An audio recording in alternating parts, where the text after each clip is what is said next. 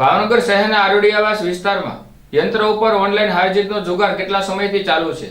જ્યારે એલસીબી દ્વારા રેડ પાડતા 13 શખ્સોને ઝડપી લઈ ધોરણસરની કાર્યવાહી હાથ ધરવામાં આવી છે। ભાવનગર શહેરના આરોડિયાવાસ વિસ્તારમાં કેટલા સમયથી યંત્ર ઉપર ઓનલાઈન જુગાર રમી રમાડવાનો ધંધો ચાલુ છે, ત્યારે અચાનક એલસીબીને બાતમી મળી હતી કે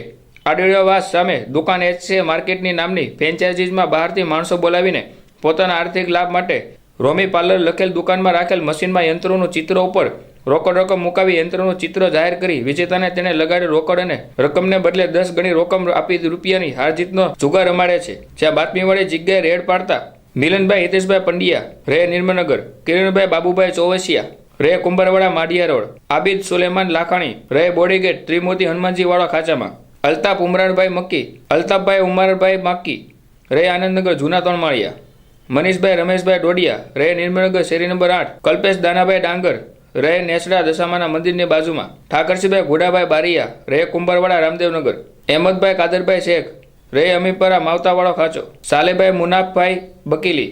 રહે દીવાનપરા લીમડીવાડી સડક, અમીનભાઈ ઉમરભાઈ શેખ રહે જોગેવાડની ટાંકી, હિરેનભાઈ કાંજીભાઈ મકવાણા રહે નિર્મનગર, લાલાભાઈ ભોપાભાઈ ગુંદારા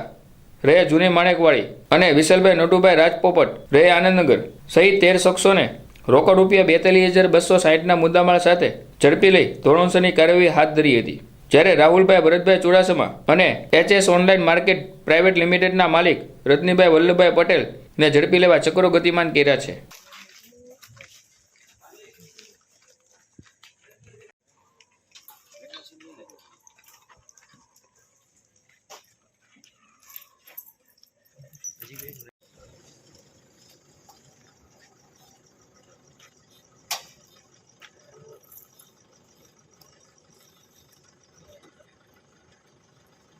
મારી ગાડી છે।